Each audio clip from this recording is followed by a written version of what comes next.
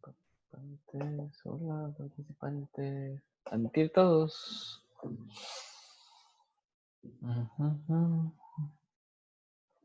Hola, hola, amados, ¿cómo están?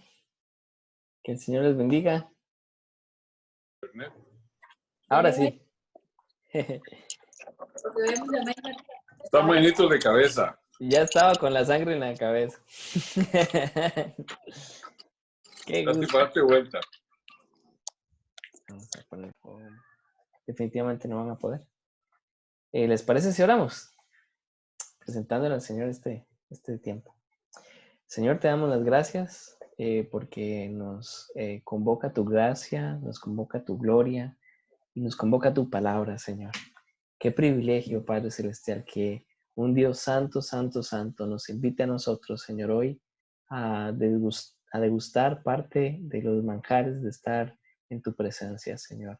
Aunque nuestro corazón, perdón, aunque nuestro conocimiento es imperfecto, Señor, a través de la luz de tu palabra, Señor, vamos conociéndote más y agradecemos, Señor, porque es de veras una bendición que podamos aumentar, Señor, no solamente nuestro crecimiento, Señor.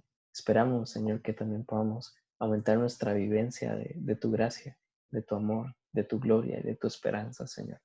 Y bendecimos este tiempo, Señor, y pedimos, Padre, tu guía y tu Espíritu Santo guiándonos, Señor.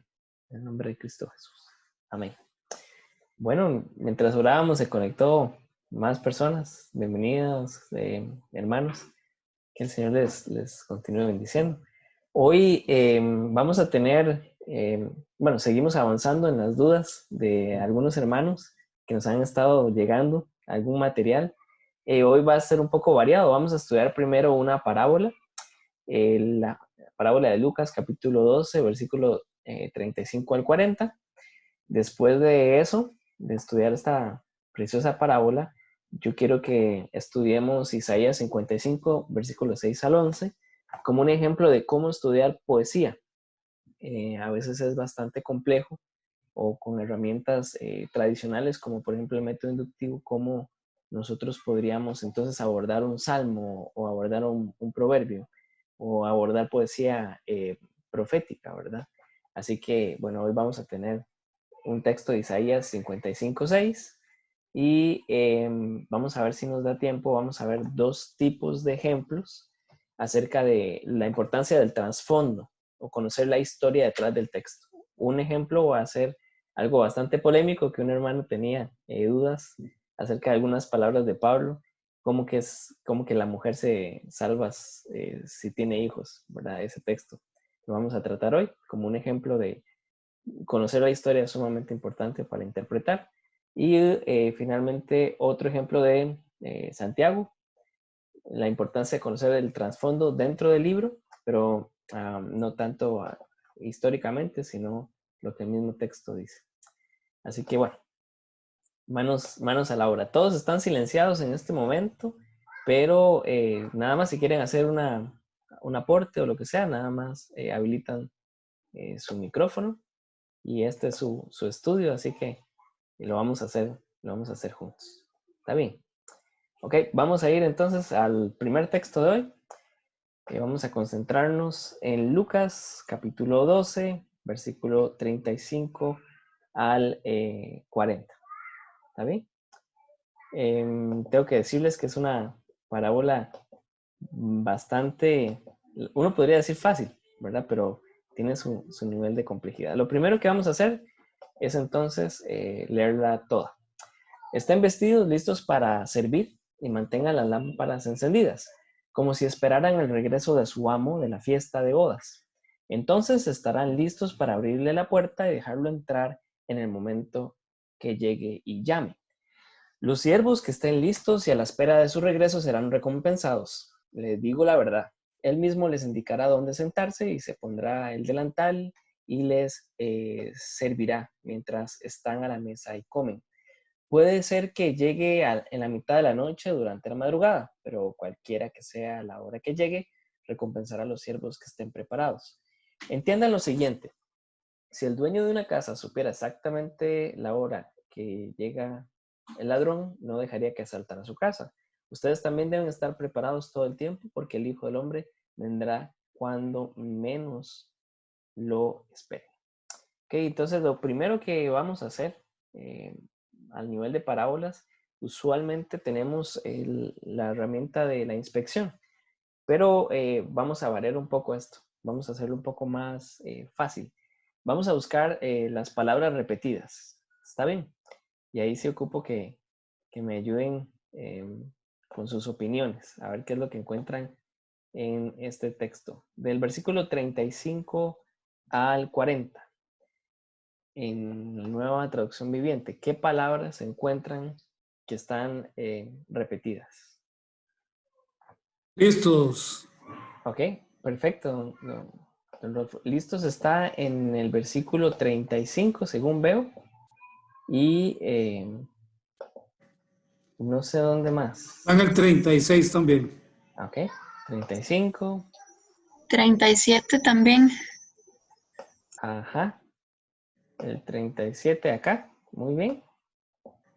Perfecto. ¿Cuál otra? Llegue. ¿Cuál? La palabra llegue. Puede ser que llegue, pero Ajá. cualquiera que sea la hora que llegue. Ah, ok. También la palabra siervos 2 veces. Ok. En el 38. 38 llegue. Ajá. Muchas gracias. Fabi, siervos está en el 37. 37. Y luego en el 38 al final. En el 38 al final. Ah, no, sí, perdón. Ajá, Dice muy bien. recompensar a los siervos. Ok, perfecto. Muy bien.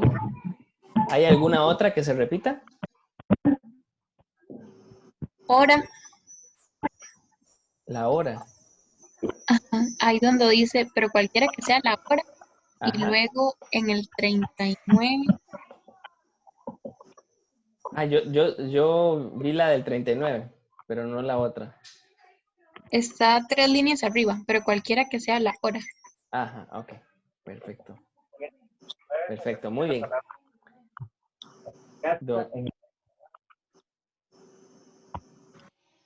No entendía, don Alfonso. Creo que la palabra casa. Ajá, muy bien. Casa en el 39. ¿Y dónde más? En el mismo 39, al inicio. En el Ah, sí. 39 también empezando. Ajá, exacto. Muy bien. Tenemos varias. Servir y servirá. Servir y servirá. Sí, lo vamos a unir en un solo grupo con siervos, ¿verdad? Dentro de servir, sentarse aquí. Perfecto.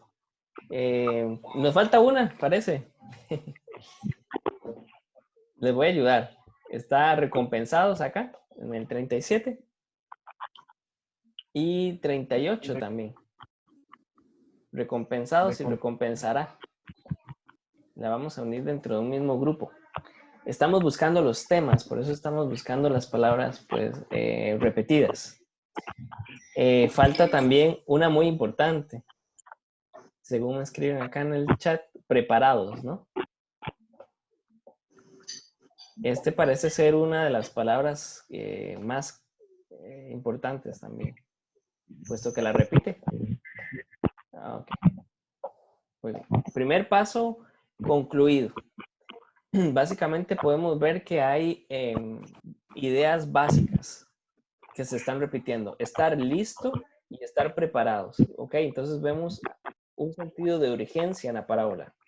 Otra de las cosas que vemos también en el centro de la parábola, del versículo 37 al 38, es el énfasis entre siervos y servirán.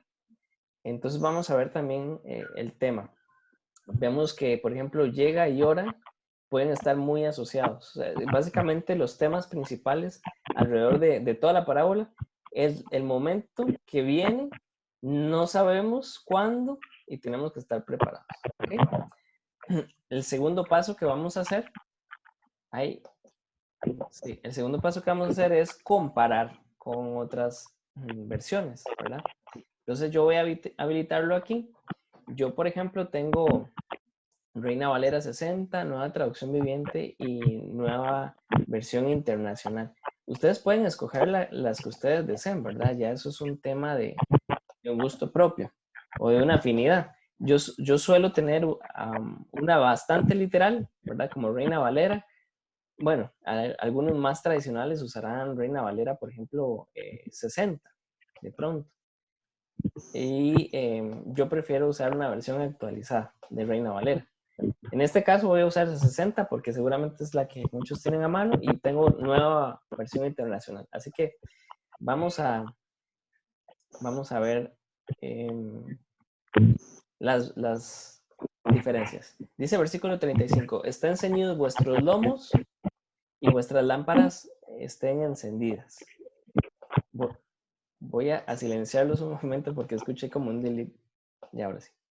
Ok, estén ceñidos vuestros lomos, vuestras lámparas encendidas, Reina Valera, estén vestidos, listos para servir, manténganse listos, con la ropa bien ajustada.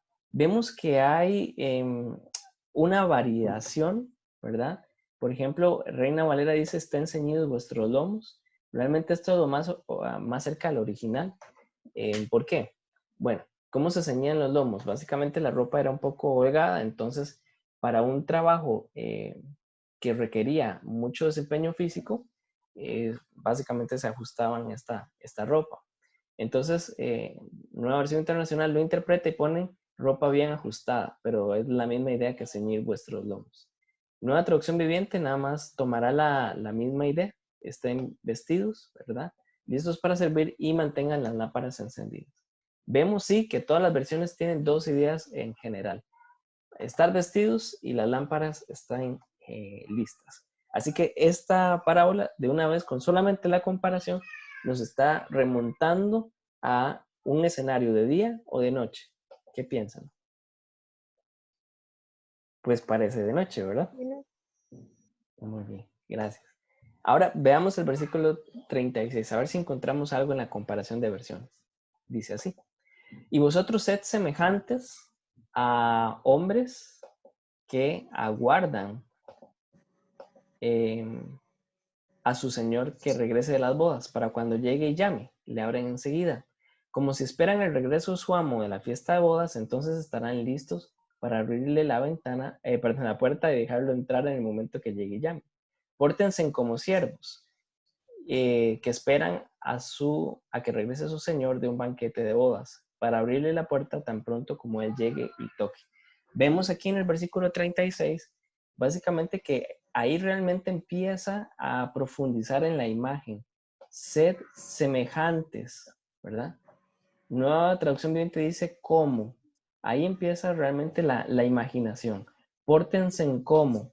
Viene Nueva Versión Internacional. Todas las versiones, si ustedes pueden ver, tienen el mismo contenido. Todas agregan el regreso del Señor de las bodas, la fiesta de las bodas, el banquete de las bodas. Son tres frases que llevan a la misma idea. Y esto, bueno, por eso que es que consideramos que esta es una parábola escatológica que habla acerca de una celebración muy importante. Entonces, no encontramos mayor hallazgo en el versículo 36 al menos. Vamos al 37. Dice así.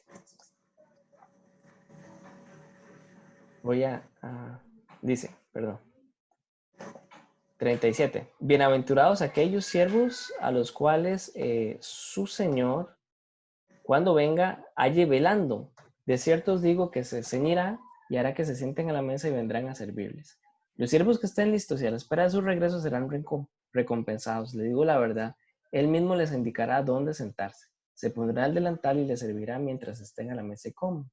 Dichosos los siervos a quienes su Señor encuentre pendientes de su llegada. Créanme que se ajustarán la ropa, hará que los siervos se sienten a la mesa y él mismo se pondrá a servirles. ¿Qué está pasando acá? ¿O qué podríamos encontrar Básicamente no hay mucha variación. Reina Valera usa la palabra bienaventurados para empezar. Nueva versión internacional dice dichosos. Nueva traducción viviente quita esto, ¿verdad? Y nada más pone al final, les digo la verdad. Está representando de una forma correcta también algunos manuscritos que hacen esta variación. Pero tenemos exactamente lo mismo. Porque este versículo 37 parece ser importante. Ok, ¿cuáles son los dos personajes que tenemos hasta este momento en la parábola? Los siervos y el Señor. Exacto. Generalmente, ¿quién sirve a quién?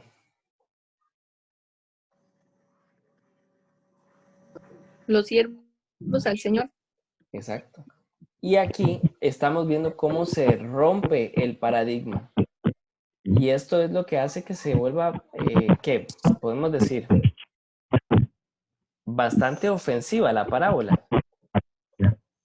¿Por qué se vuelve ofensiva? Porque había habían estratos sociales muy marcados. Entonces, no pasaba por la mente de nadie que un amo se sentara a la mesa con sus siervos, ¿verdad? Pero esta parábola en el 37 nos dice que le indica dónde sentarse, se pone el delantal, algo que ya era bastante, pues, fuerte, ¿verdad? Nada más sentarse a la mesa con ellos era un escándalo, pero en este momento es él el que se pone la ropa de siervo y les sirve la mesa y ellos comen, ¿verdad? Básicamente esa es la idea principal. No tenemos mucha variante en el 37. 38. Y cuando venga la segunda vigilia, dice Reina Valera 60, y aunque venga la tercera vigilia, si los hallare así, bienaventurados son aquellos siervos. Puede ser que llegue en la mitad de la noche o durante la madrugada, en cualquiera que sea la hora que llegue, recompensará a los siervos que están preparados. Sí, dichosos aquellos siervos a quienes su Señor encuentre preparados, aunque llegue a la medianoche o de madrugada.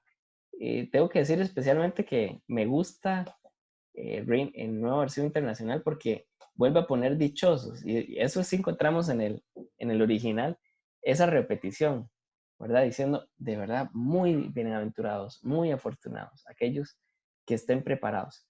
Vemos que sí hay una variante importante. Reina Valera dice la segunda vigilia y la tercera vigilia, ¿verdad? Como nosotros no tenemos de pronto el contexto cultural tan a flor de piel o no lo tenemos a mano, no nos dice mucho, pero ahí es donde sí vale la pena tener varias versiones. La segunda vigilia corresponde a la mitad de la noche y la tercera vigilia durante la madrugada, generalmente 3 de la mañana, por ahí. Entonces, son horas totalmente improbables, ¿verdad? Versículo 39. Vamos a ver si hay alguna variación. Pero sabed esto, que si supiera el padre de familia a qué hora el ladrón ha de venir, velará ciertamente y no dejará minar su casa. Entienda lo siguiente, si el dueño de una casa supiera exactamente a qué hora viene el ladrón, no dejaría que asaltara su casa. Pero entiendan esto, si un dueño de casa supiera a qué hora va a llegar el ladrón, estaría pendiente para no dejarlo forzar la entrada. Básicamente las tres son bastante similares, tenemos la misma idea y nos marca pues una repetición de lo que debíamos encontrar en el versículo 30 y 37. Vosotros, con versículo 40, pues también estad preparados porque a la hora que no penséis, el Hijo del Hombre vendrá. Ustedes también deben estar preparados en todo tiempo porque el Hijo vendrá cuando menos lo esperen. Y asimismo ustedes deben estar preparados porque el Hijo del Hombre vendrá cuando menos lo esperen. Esta es la gran advertencia y la gran conclusión. Entonces, con solamente ver algunas versiones, hemos tenido bastantes hallazgos.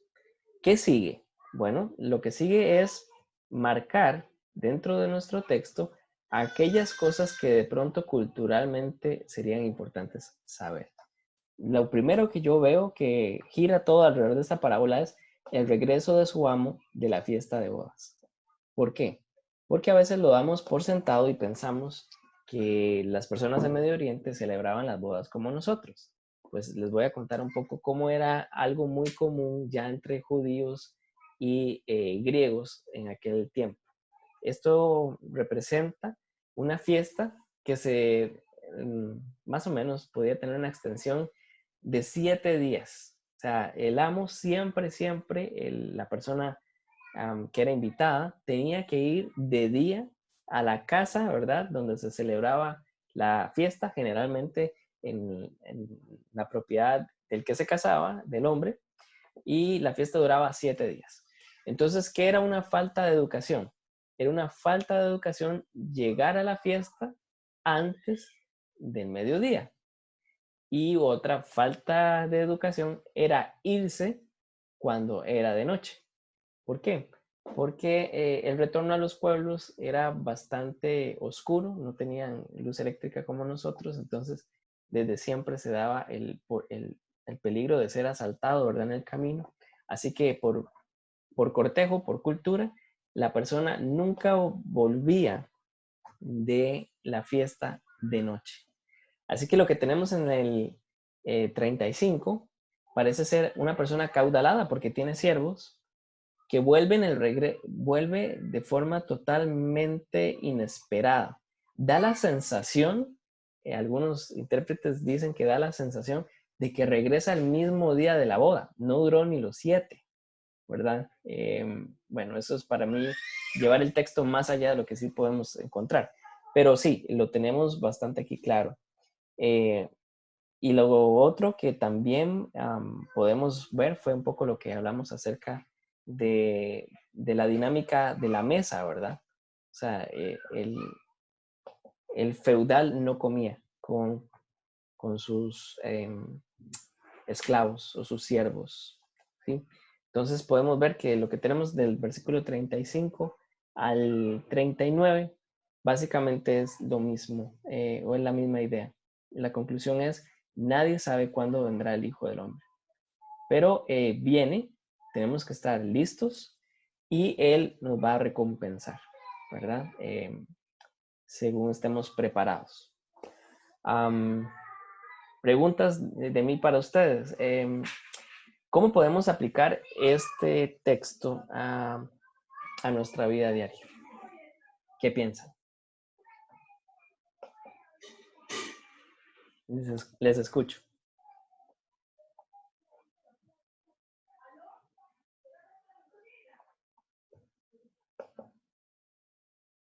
¿No? ¿Ninguno? Sin comentarios. Bueno. Yo voy a opinar.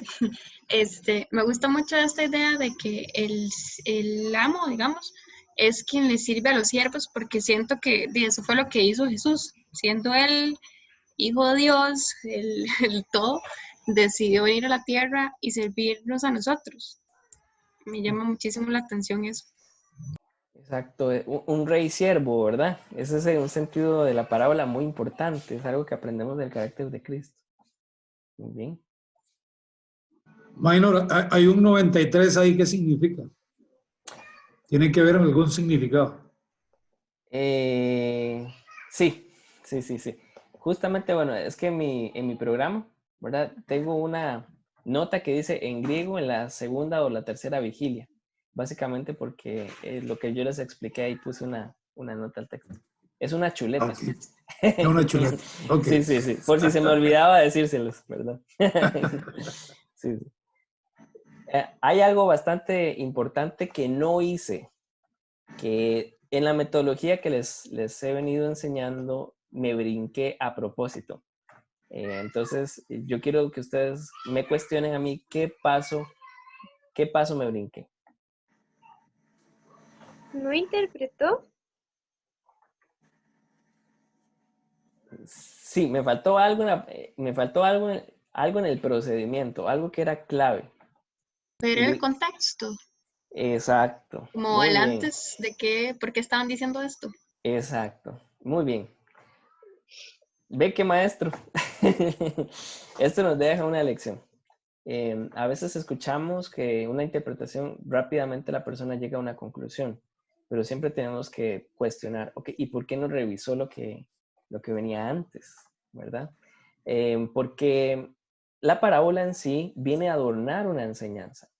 Básicamente lo que tenemos a veces, bueno, la mayoría de veces en Lucas especialmente, es que Jesús viene dando un sermón y después utiliza una parábola para ilustrar el punto que había definido antes. O a veces tenemos 3 o 4 parábolas, ¿verdad? Y nos confundimos, no, es una sola. Todo el capítulo 15, por ejemplo, de Lucas es una sola ilustración de la enseñanza que ya había dado. Entonces, cuando yo les digo a ustedes, bueno, sí, tenemos que estar listos, esto es algo que está claro en la palabra, pero ¿cómo yo me preparo para estar listo? ¿Verdad? Y ahí es donde sí o sí vamos a regresar al contexto, vamos a irnos hacia atrás. ¿Cómo nos preparamos entonces nosotros como siervos? Lucas capítulo 11, versículo 22. Y vean qué interesante que está ilustrando el Señor. Está explicando primero acerca del dinero y las posesiones. Así que voy a leer algunos versículos que me parecen claves para que estemos listos. Dice así. Dirigiéndose a sus discípulos dijo, por esto les digo, no se preocupen por la vida diaria, si tienen suficiente alimento para comer o ropa suficiente para vestirse. ¿Cómo nos preparamos? Bueno, no preocupándonos por la vida diaria. Eso para mí es algo muy clave. Después en el versículo 31 dice así, busquen el reino de Dios por encima de todo lo demás y Él les dará todo lo que necesitan. Otra de las cosas que nos ayudan a prepararnos, ¿verdad? Para este encuentro con nuestro Señor es buscar el reino de Dios por encima de todas las demás cosas. Y finalmente, a veces pensamos que prepararnos implica algo devocional, yo con Dios. Pero realmente si vemos el versículo 33, nos habla de cómo prepararnos. Dice, vendan sus posesiones y den a los que pasan necesidad. Eso almacenará tesoros para ustedes en el cielo. Hasta el mismo final del versículo 33 nos lo deja bastante claro. ¿Cómo nos preparamos para ese encuentro precioso y cómo vamos atesorando nuestros ahorros para esa preciosa recompensa? Pues bueno, vendiendo nuestras posesiones, dando nuestras posesiones y fijándonos también en los que tienen necesidad. Así que lo hice a propósito. ¿Qué les parece ahora cuando ven todo el contexto previo a la parábola?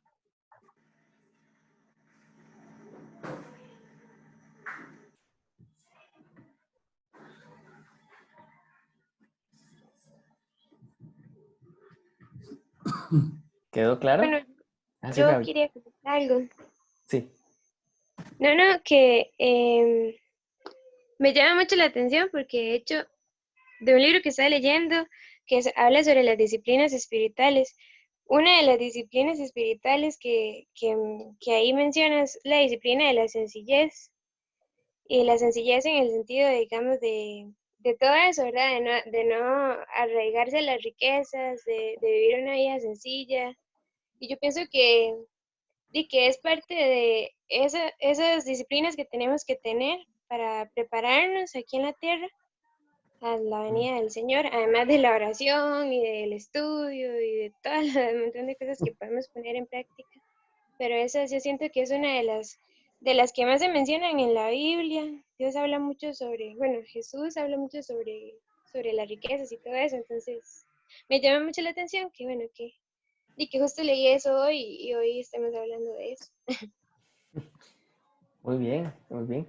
A veces cuando lo descontextualizamos, cuando separamos la parábola de la enseñanza previa, ponemos más requisitos o quitamos requisitos a lo que debería ser nuestra preparación, ¿verdad?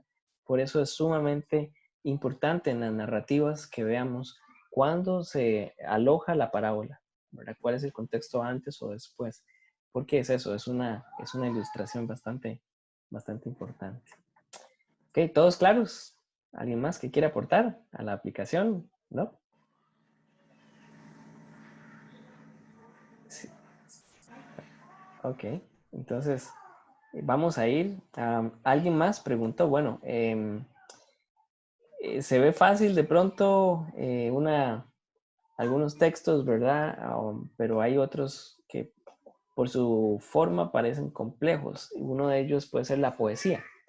Sí, la poesía tiene ciertas cosas. Y hoy vamos a estudiar especialmente un ejemplo de una poesía profética. Es bastante interesante el libro de Isaías, capítulo 55, porque esta profecía está escrito con una métrica como si fuera un poema.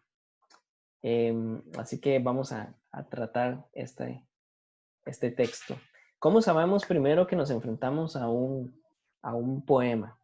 Bueno, lo primero que tenemos que ver es que no tenemos reglones como, por ejemplo, los acabamos de ver en Lucas. Estos son reglones más cortos, ¿verdad? Parece que están como apilados los reglones y después hay separaciones. Por ejemplo, entre el 7 y el 8 vemos que hay este espacio en blanco. Así que eso nos dice que nos estamos enfrentando a un texto que está estilizado poéticamente.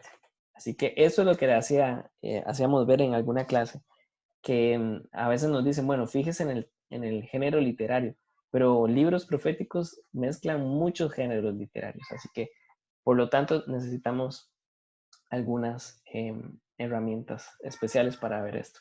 Generalmente usamos la inspección, el método de inspección, pero por un tema de tiempo vamos a utilizar lo que es primero ver Isaías capítulo 55 verso 6. Ahorita lo tenemos en la pantalla. Lo primero que vamos a hacer, y ustedes me van a ayudar, es vamos de nuevo a buscar las palabras repetidas. Vamos a estudiar del versículo 6 hasta el 11. Así que voy a hacer la letra en mi pantalla un poquito más pequeña. Está bien. Para ver si nos cabe todo. ¿Un capítulo? Sí. No. Voy a primero a leerlo todo y de allí vamos a buscar las palabras repetidas. Dice, busquen al Señor mientras puedan encontrarlo, llámenlo ahora mientras está cerca, que los malvados cambien sus caminos y alejen de sí hasta el más mínimo pensamiento de hacer el mal.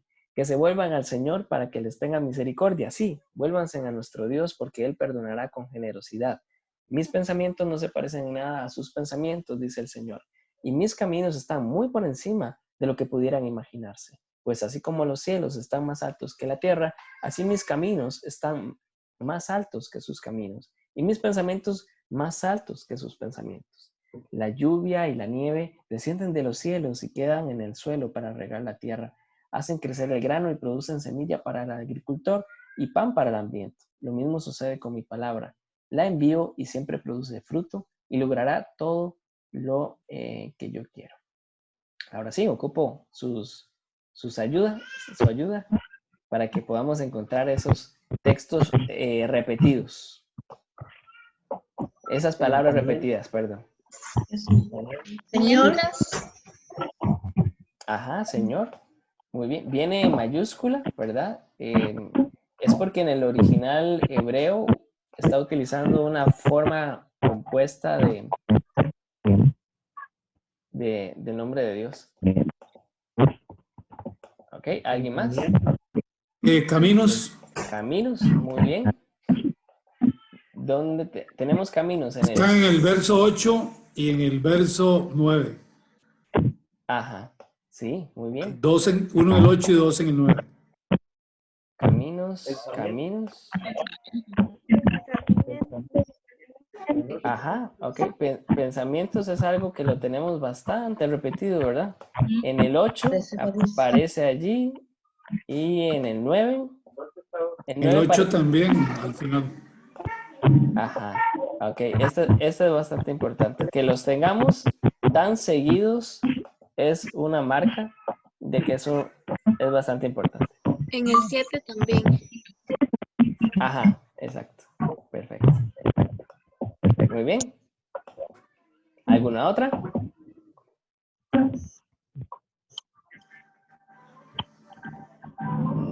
¿No? Altos. ¿Cuál? Altos. Altos. Exacto. Muy bien. Perfecto. Altos, altos y altos. Muy bien. Perfecto. Falta una sola palabra. Ay, Bueno, así como está altos, está también cielos, ¿verdad? Lo Sí. tenemos acá. Vamos a ver en el chat, me están escribiendo algunos. Michael, vuélvanse. Ajá, vuélvanse, vuelvan al Señor, vuélvanse. Ajá, muy bien. Esto es algo muy propio de la voz profética, ¿verdad? De la voz de los profetas. Muy bien. Y falta una nada más, que esa sí les voy a ayudar. Es una palabra bastante pequeña, pero tiene mucho sentido. ¿Cuál era? No, Así. la palabra. Pues así como los cielos, Ajá. así Ok, mis caminos. perfecto. Esta está en el 9. ¿Y cuál otra? ¿Dónde estaba más?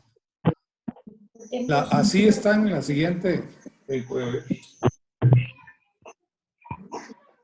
Ah, don Rodolfo, vieras que no encontré el otro, pues así.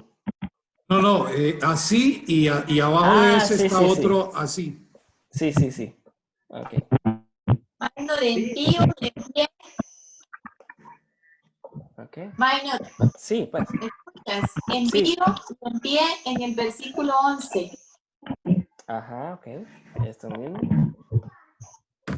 Envío. Aquí está en el 11. ¿Y dónde más? En pie está al final del 11. Ajá, muy bien. Perfecto. También produce. Él produce... Ajá, produce fruto. Produce semillas y produce frutos. Exacto. Muy bien. Perfecto. Ok. Ahora sí voy a entrar al siguiente paso. Creo que lo hemos logrado. Lo hemos hecho muy bien. Ok. Siguiente paso. Podemos ver entonces que tenemos pensamientos altos, ¿verdad? Muy altos, más altos, caminos, como en algo repetido, vuélvanse como parte de la introducción, ¿verdad? Tenemos esa repetición en el versículo 7. Y tenemos el producir y el enviar, ¿verdad? A partir del versículo 10 en adelante. Así que lo que sigue, el siguiente paso, es creo que el más complejo, ¿verdad? ¿Por qué es complejo? Lo que queremos hacer es dividir las partes. Usualmente en parábolas hablamos de separar las escenas de la historia. Como lo habíamos visto hace 2 semanas, el salmo es, decimos, segmentar, ¿verdad? Quitamos las secciones y vemos las relaciones. En proverbios también hablamos de separar las partes. En poesía profética, lo que tenemos que hacer es, les voy a dar la pista, separar. ¿Y cómo sabemos cómo separar? Bueno, lo que tenemos que hacer en textos proféticos es tener mucho cuidado cuando habla el profeta y cuándo habla Dios, ¿verdad? Ahí es donde tenemos la división, ahí es donde tenemos lo que se llama el giro, ¿verdad? Así que yo quiero que ustedes me digan dónde está el giro de esta, o cuáles son las dos secciones que tenemos, dónde se rompe nuestra poesía. No será donde empiezan las comillas. Ajá, ok, donde empiezan las comillas. Perfecto, ¿por qué? ¿Quién habla aquí? Dios. Exacto. Aquí en el versículo 8 pone, dice el Señor. Isaías deja de hablar y a continuación habla el Señor. ¿Y dónde termina de hablar el Señor?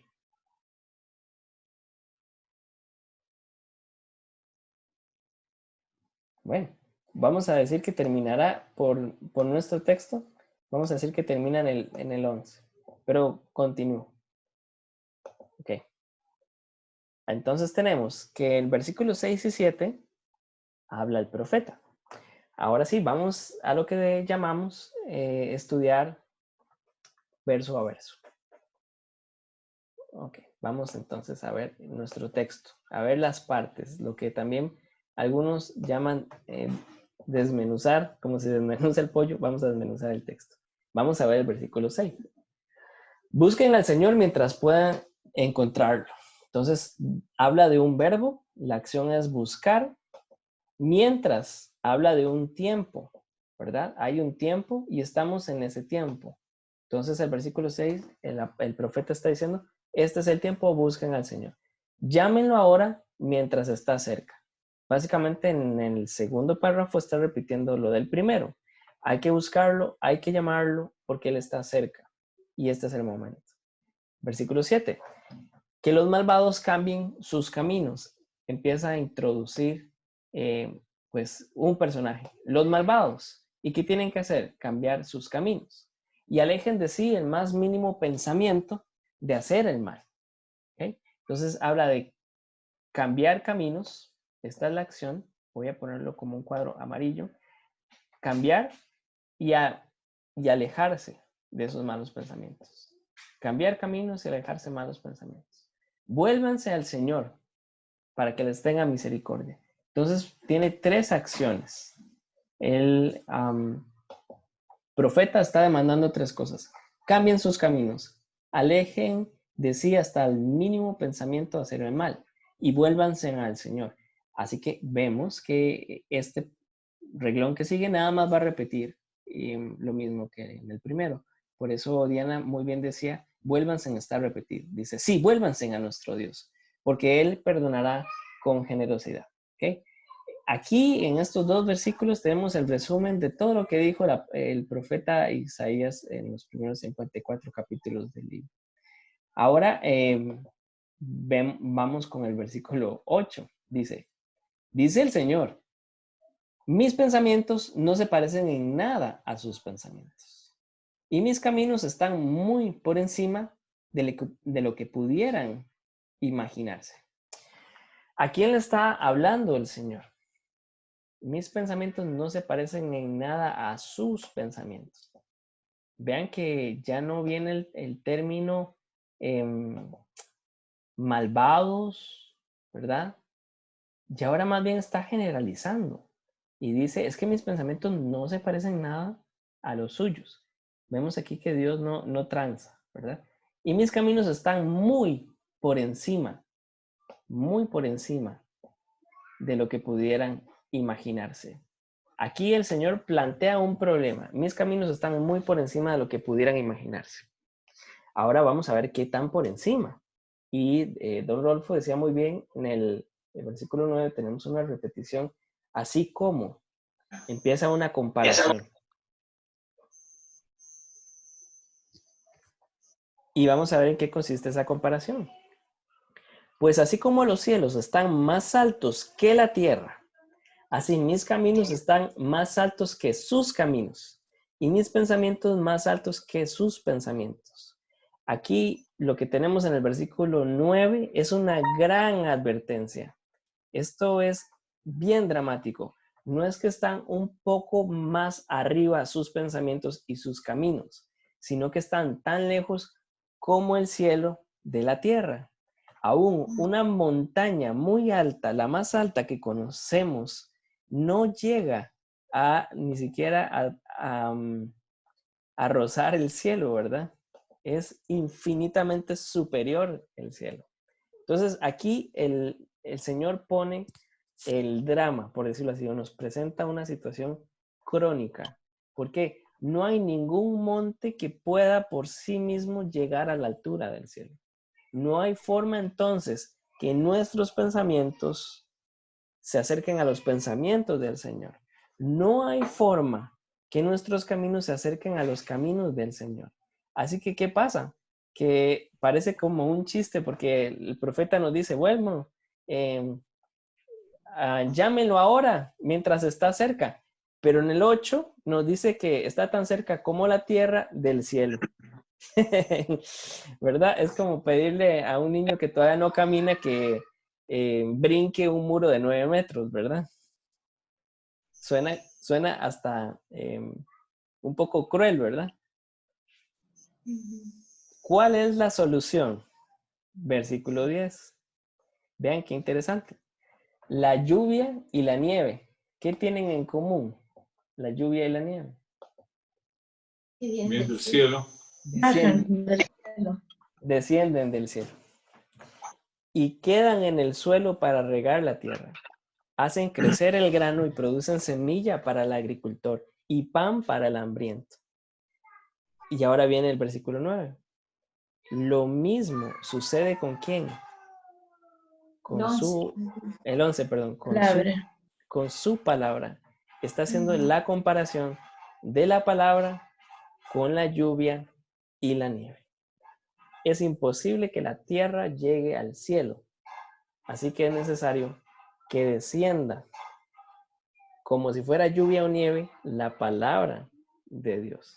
Es imposible que cambiemos nuestros pensamientos, es imposible que podamos cambiar nuestros caminos.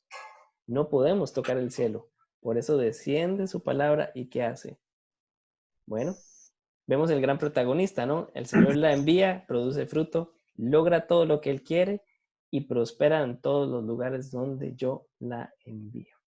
Así que así es como tenemos que analizar pues este texto, ¿verdad? Este tipo de textos, ¿verdad? Lo primero que hacemos es buscar palabras repetidas. Después, cuando estamos en una profecía, buscamos dónde habla el profeta, dónde habla Dios, ¿verdad?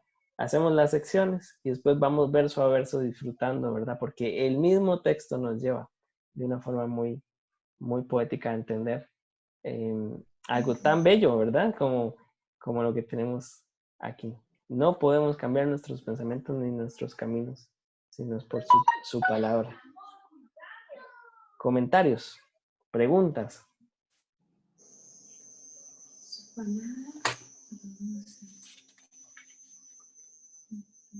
No sé si fue que me lo perdí o cómo fue, pero ¿a quién le hablaba donde decía sus pensamientos? Es que aquí tampoco vimos el contexto, entonces Sí. No sé si le estaba hablando a alguien específico o es como... No sé. Ese es el tema de la profecía. Lo que tenemos en Isaías es como este juego, ¿verdad? Que el profeta está denunciando un sistema, ¿verdad? A un grupo de personas malvadas. Pero ¿qué pasa? Cuando Dios habla, dice, pero es que todos son malvados. No hay nadie que sus pensamientos estén ni remotamente cerca de mis pensamientos. Sí. Ahora sí quedó claro. Sí. Sí. Sí, imagínate para el profeta también, ¿verdad? Eso es como un ubicatex, porque está recibiendo una profecía increíble. Además está diciéndole al malvado que se vuelva. Y acto seguido el Señor después dice, Señor, ninguno de ustedes tiene pensamientos como los míos, ni sus caminos son como los míos. También, Maynor, ahí podemos ver entonces la autoridad de la palabra, porque la palabra, ahí dice, viene del cielo. Exacto. Y va a cumplir el propósito por el cual está siendo enviada. Exacto. Entonces, o sea, una razón más para entender que la palabra tiene una autoridad que nosotros tenemos que dársela en nuestras vidas también, ¿verdad? Uh-huh. Sí, pero también hay más también sobre el tema es que todo es conducente a quién es el que tiene la iniciativa. En este caso, pues todo es una alusión a la salvación, a lo que Dios hace a alguien que no puede alcanzar por su propio medio. O sea, aquí es una clarísima referencia a la gracia, en el sentido de que el hombre jamás puede ser salvo por sí mismo, que todo procede de Dios, que es Dios el que envía todos los medios, los recursos, las formas en las cuales la salvación se puede alcanzar. No es una prerrogativa del hombre, no tiene la posibilidad. Uh-huh. Sí, y ahí es donde vemos el contraste, por eso lo importante es ver la voz del profeta versus la voz de Dios, ¿verdad? Porque lo que está haciendo el profeta es bastante válido. Está diciendo, vuélvanse de su maldad y cambien sus caminos. El tema que el Señor aclara es, paréntesis, es imposible que lo hagan. Por eso yo envío mi palabra. Y otra cosa ahí, como para aplicarlo en estos tiempos que estamos viviendo todo este asunto, es cómo los caminos de Dios muchas veces no los entendemos, o siempre, o nunca los vamos a entender completamente. Dios tiene sus propios caminos, sus propios pensamientos. Él empieza a renovar nuestra mente con su palabra, ¿verdad? Para que podamos comprender algunas cosas de lo que vivimos de acuerdo a su palabra. pero como él va a tener siempre una razón y un camino muy alto que difícilmente nosotros vamos a poder verlo por completo. Exacto. Muy bien. Quizás podría dividirse en 3 partes. La primera, la invitación que él hace ¿verdad? A buscarlo, a volvernos a él para que nos perdone. Luego, como nos muestra el camino del Señor, ¿verdad? Lo glorioso del camino del Señor. Y por último, pues lo glorioso de su palabra. Entonces, por lo menos yo entonces sí lo dividiría así: invitación, o sea, perdón, mostrarnos el camino y mostrarnos la palabra para que vayamos por el camino correcto, el camino que sin duda es más alto que los nuestros, ¿verdad? Más grandes. O sea, sin duda no hay comparación, pero él nos hace la invitación como: esto es lo que tengo, arrepiéntanse y conozcan acerca de mi camino y mi palabra. Sí, esa es la idea, ¿verdad? Todo nos conduce a su palabra, a él mismo, y eso es lo interesante del género profético, ¿verdad? Ningún profeta conduce al pueblo al profeta, más bien dicen: vuélvanse al Señor, no vuélvanse a mí. Entonces, eso queda muy claro. Lo hiciste muy bien, dividiéndolo en 3, creo que también respeta más ese énfasis, ¿verdad? Muy bien. Excelente. Estoy muy contento. Gracias por sus ideas. No como los profetas, algunos profetas modernos que llevan a las personas a ellos mismos para que los miren a ellos. Aquí el profeta lo vemos al profeta que guía al pueblo a Dios y a lo que Dios tenía que decirle a ese pueblo. Sí, por eso vemos tantas advertencias en el Nuevo Testamento acerca de los falsos profetas, ¿verdad? Falsos maestros, Sí, muy bien. Bueno, creo que tendríamos como 10 minutos para tratar de ver otro texto. Entonces voy a brincarme el que tenía pensado de 1 Corintios 1, porque ese texto me parece la pregunta me parece muy, muy buena, muy interesante. Pero hay otros, este otro ejemplo puedo hacerlo en un tiempo más corto. Vamos a ir a 1 de Timoteo, capítulo 2, versículo 15. Bueno, realmente esto del versículo 15 es algo que está empezando desde el versículo 11. Algunas secciones, bueno, algunas versiones, pues empiezan a hablar desde el versículo 9 y ponen un título allí. Por tema de tiempo me voy a volver al 9, nada más. Dice: quiero que las mujeres se vistan de una manera modesta.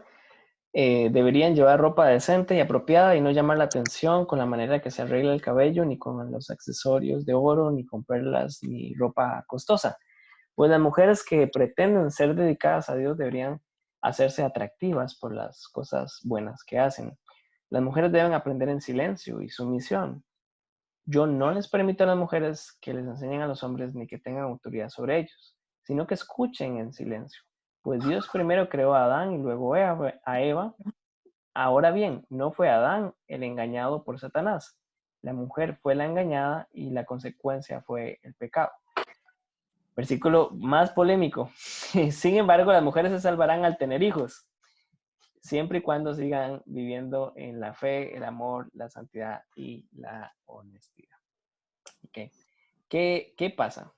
Cuando uno, bueno, no vamos a ocultar el sol con un dedo. 1 Timoteo 2, todo el capítulo es bastante complejo. A veces nos cuesta reconstruir todos los consejos que el apóstol está dando y la situación que hay específica con la mujer, ¿verdad? Pero hay algo que culturalmente sí podríamos saber. Bueno, si comparamos con versiones, el versículo 15, voy a ir al versículo 15. 1 Timoteo capítulo 2, versículo 15, lo voy a analizar nada más en tres versiones para que vean. Pero se salvará engendrando hijos, sin embargo, las mujeres se salvarán al tener hijos, pero la mujer se salvará siendo madre. ¿Okay? Entonces vemos que en cualquier versión en español, aún así, este texto parece ser que el apóstol está enseñando que solo la mujer que tiene hijos se va a poder salvar. Pero lo curioso es que después dice, si permaneciera en fe, amor y santificación. O sea, está complejo, está bastante difícil, ¿verdad? ¿Qué hacer en estos casos? Donde si me voy hacia atrás, no me ayuda, donde si voy adelante no me ayuda, donde si comparo versiones no me ayuda. Esto es un ejemplo clarísimo de que si yo tengo una duda de este tipo, seguramente es que me falta reconstruir la historia de por qué el apóstol tiene que decir eso. Y siempre les paso, pues, después la clase que hoy vemos en papel para que vean la información y las fuentes. Pero sí, pueden verlo con más detalle. ¿Qué está pasando y qué está denunciando el apóstol? Bueno, lo que está pasando, y les voy a contar un poco de la historia detrás del texto, ¿sí? Éfeso era una ciudad con el mayor templo pagano en Asia, el templo a la diosa Artemisa. ¿Qué pasaba con esto? Bueno, la diosa Artemisa era la más importante y la más antigua de las diosas de la fertilidad en Asia. No solo en Asia Menor, en Asia. Así que, bueno, su historia se remonta muchos siglos atrás. ¿Qué tiene de particular el culto a Artemisa? Bueno, es una deidad mujer, por lo tanto, todas y cada una de las mujeres de alta condición económica en ese lugar, pues eran las sacerdotisas. Entonces, está pasando lo siguiente. Son mujeres que tienen mucho dinero, que han accedido a cierto nivel de educación. De hecho, se les conocía con el nombre de Herbartea. Y estas sacerdotisas tenían un problema, o bueno, había algo que las podía sacar definitivamente del culto a Artemisa. Como era la diosa de la fertilidad, se consideraba que era bastante celosa. Entonces, si una mujer quedaba embarazada, ya no podía servir en el templo. Y después de ser descartada en el templo de Artemisa, decía que ya definitivamente ni Artemisa podía salvarla, ni Artemisa podía hacer algo por ella. Así que, ¿qué está pasando también? Bueno, en el templo de Artemisa se dan muchos ritos sexuales, ¿verdad? Es algo muy común. Entonces la sacerdotisa tiene que estar vestida de una forma provocadora, tiene muchos recursos, mucho dinero y anda con hombres de mucho estatus en esa cultura, ¿verdad? ¿Qué pasa? ¿Por qué Pablo está escribiendo esto? Pablo está escribiendo esto porque hay muchas de este grupo de tareas que están volviéndose al Señor. Entonces, hay una tentación. Como ellas ya fueron sacerdotisas en el otro templo y tienen cierta experiencia religiosa, quieren venir a imponer su condición de dinero, su estatus de mujer letrada, ¿verdad? Y entonces es lo que vamos a ver a continuación. Y quiero que las mujeres se vistan de una manera modesta. Entonces el apóstol empieza a hablar de la forma en que deben vestirse, de una forma modesta. ¿A qué se refiere? Deberán llevar ropa decente y apropiada. ¿Okay? No llamar la atención con la manera que se arreglan el cabello, ni con accesorios de oro ni perlas. ¿Qué estaba pasando? Ni con ropas costosas. Bueno, estas mujeres tenían mucha condición económica. Y entonces esto era algo que les daba estatus y siempre se vestían de esta forma provocadora y costosa y pudiente para mostrar estatus. Así que viene el versículo 10. Pues las mujeres que pretenden ser dedicadas a Dios deben hacerse atractivas. ¿Por qué? Por las cosas buenas que hacen. Y el apóstol empieza a redefinir cómo debe comportarse la mujer, cómo debería ser atractiva. No es por todo lo que invierte en su ropa o por la forma en que llama la atención del hombre, ¿verdad? No, más bien son por las buenas cosas que hacen. Las mujeres deben aprender en silencio y en sumisión. Y esto es era bastante pertinente y muy importante en el mensaje del apóstol. Aunque ellas sirvieron en el otro templo, aunque tengan, algunos decían, conocimiento del mundo místico, el papel de la mujer era estar sometida y estar en silencio. era importantísimo que tomara el rol de aprender, empezar de cero, desaprender para volver a aprender. Por eso viene el versículo 12. Yo no les permito a las mujeres que le enseñen a los hombres ni que tengan autoridad sobre ellos. ¿Qué pasaba? Estaba definiendo desde el capítulo 1, ¿verdad? El 1 Timoteo, o está perfilando la organización dentro de la iglesia. Hay un grupo de ancianos que el mismo Timoteo debe formar y estas mujeres deben estar bajo este grupo porque de este grupo es que va a emanar todo el cuidado de la iglesia, toda la dirección de la iglesia, ¿sí? Y sino que escuchen en silencio. Vuelve a exponer el rol de la mujer en este punto. Debe aprender y debe escuchar. Pues Dios primero creó a Adán y luego hizo a Eva. ¿Qué está diciendo? Bueno, nos lleva al Edén y nos va a explicar bien. Ahora bien, no fue Adán el engañado por Satanás. La mujer fue la engañada y la consecuencia fue el pecado. Entonces nos está diciendo en el 13 y 14, porque seguramente había este susurro en los hombres, ¿verdad? Algunos de ellos iletrados. ¿Cómo yo le voy a enseñar a una mujer de una casta alta, ¿verdad? Con mucho estudio, que ya tuvo preparación en el templo de Artemisa, ¿cómo yo le voy a enseñar? Entonces él nos remite a Génesis.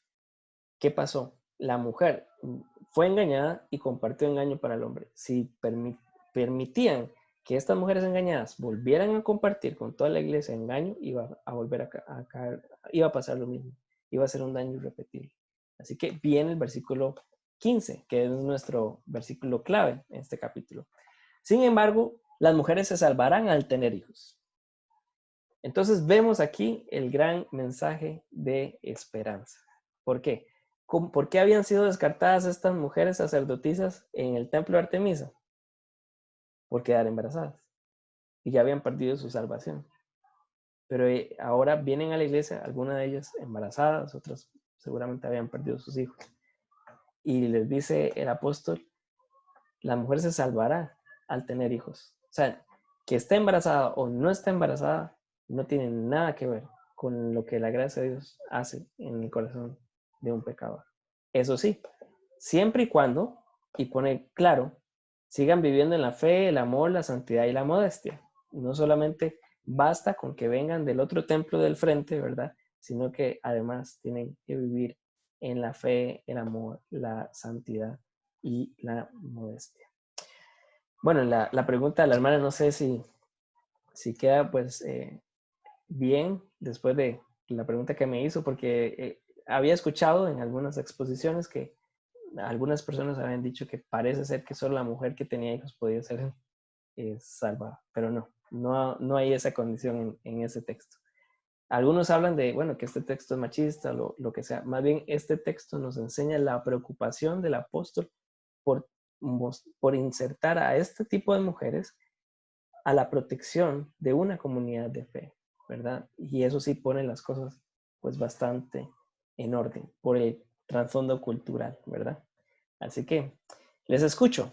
Preguntas, comentarios, si quedó bien o no. A ver, Lolita, pues, como manta nueva. Entonces, ¿cómo se aplicaría ese pasaje ahora? Sí, lo primero es traer el consuelo, ¿verdad?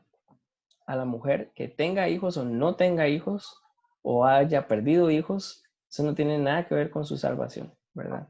Lo que podemos ver también, que puedo ver claramente en estos textos, ¿verdad? Es la esperanza que hay para la mujer, ¿verdad? También la directriz en que debe haber un cambio de vida evidente, ¿verdad? Producto de esta salvación. Debe ser corregido ciertas cosas, bueno, de su trasfondo, pero la esperanza, creo, es el orden también que veo en la iglesia, como el apóstol está bastante preocupado de que se den favoritismos, ¿verdad? Económicos. O sea, ¿quién va a reprender a una mujer que es educada, que tiene dinero y que sirvió en el templo, ¿verdad? Y básicamente también pone a la mujer en su lugar, ¿verdad? Diciéndole, no hay nada en que gloriarse fuera de Cristo, ¿verdad?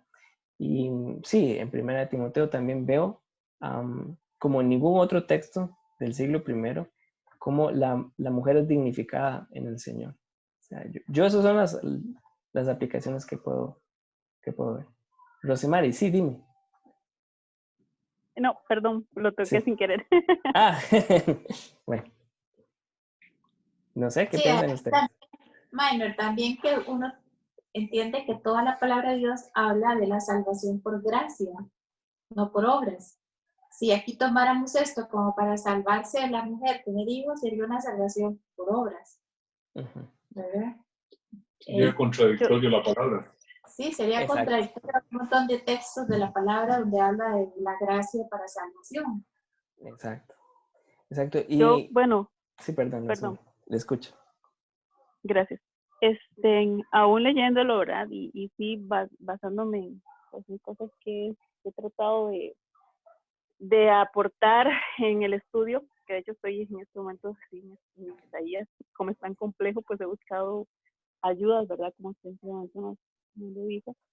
Y entonces yo leía que, bueno, de hecho dice en el 14, ahora bien, no fue Adán el engañado por Satanás, la mujer fue la engañada y la consecuencia fue el pecado. Entonces, el contexto que también leía, no sé si es real, como en algún momento le he consultado a usted, dice, sin embargo, las mujeres se salvarán al tener hijos.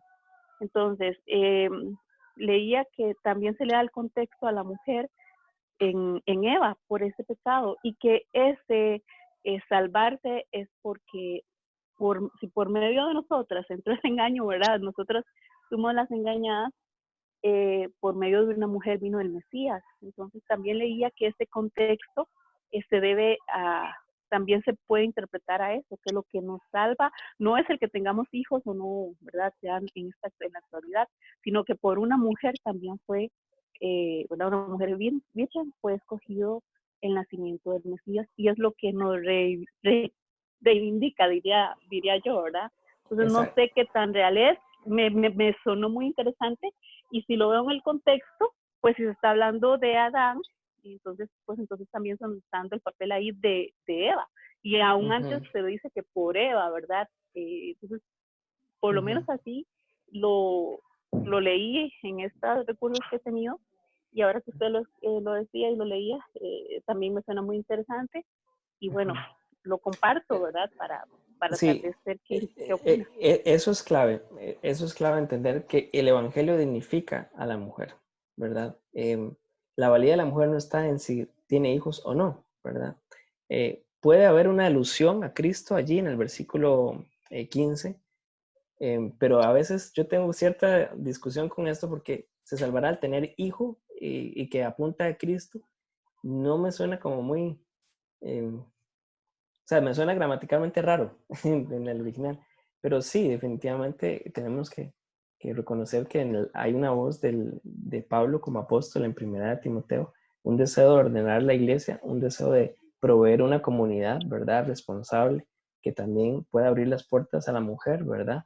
Y darle esa esperanza. O sea, yo me imagino, ¿verdad? Las mujeres, cuando recibieron el texto, ¿verdad? Seguramente leído por alguien, wow, o sea, tenemos hijos y eso no nos quitó nuestra salvación. O sea, el gozo, ¿verdad? De saber que mi pasado no determina o no condiciona su gracia, ¿verdad? Sí, si partimos del hecho de que no está hablando de la salvación eterna, porque la salvación eterna es un asunto de la gracia del Señor, que no es un asunto que sea por obras, y la Biblia lo deja claramente dicho. De alguna forma está hablando de otro concepto. Por lo menos yo veo algunos comentarios, qué sé yo, de MacArthur y otros, hace ver como que va a ser preservadas, va a ser liberadas en alguna medida de su estigma de haber quedado en algún momento como las iniciadoras de todo un proceso de caída, y por su influencia en la crianza pueden ser más bien de un efecto totalmente al contrario, creando generaciones de gente piadosa, de gente que siga al Señor, que ame al Señor. Sí. Y al hacer una referencia a la creación misma, al tiempo de Génesis, pues está haciendo una referencia de la aplicación no cultural de este pasaje, sino que es algo para todos los tiempos de la iglesia. Exacto. No hay condición, digamos, no era para la mujer judía, lo está ampliando, ¿verdad? también entender que, aunque sí, nosotros vemos dos contextos, ¿verdad? De dignificar y el de salvar como cosas separadas. En aquel momento estas mujeres fueron engañadas, o sea, no había una sin la otra. Yo era salvo por lo digna que era delante de Artemisa, ¿verdad? Entonces, era esa esperanza indudable, ¿verdad? De su gracia. Sí. Muy, muy buen aporte. Y yo que dije que iba a ser corto, este último ejemplo. Sí, bastante. Sí. Bueno, como les dije, también le voy a mandar la clase, sí, en escrito. No nos dio tiempo de ver dos ejemplos, pero bueno, los vamos a dejar para la otra semana. Y muchas gracias por conectarse, gracias por su atención, su paciencia. Si quedaron dudas por ahí, entonces nada más me escriben o me llaman con todo gusto. Más bien, muchas gracias a vos, Mayer, por todo este esfuerzo que estás haciendo. Gracias por meterte al tren con pasajes tan espinosos, Mayitos. Sí. No, yo puse el deseo que me preguntaran, o sea, lo que quisieran. Pero sí, en ocasiones tiraron piedras, ¿verdad? Y ahí es donde ponemos en práctica lo que realmente vamos aprendiendo, ¿verdad? Claro. Ese es el chiste. Así que, Está bueno. muy bien, muchas gracias. Muchas gracias, Maynor. A ustedes, muchas gracias. ¿Les parece? Dios bendiga a Chile y a toda su gente. Sí, primera transmisión internacional que tenemos.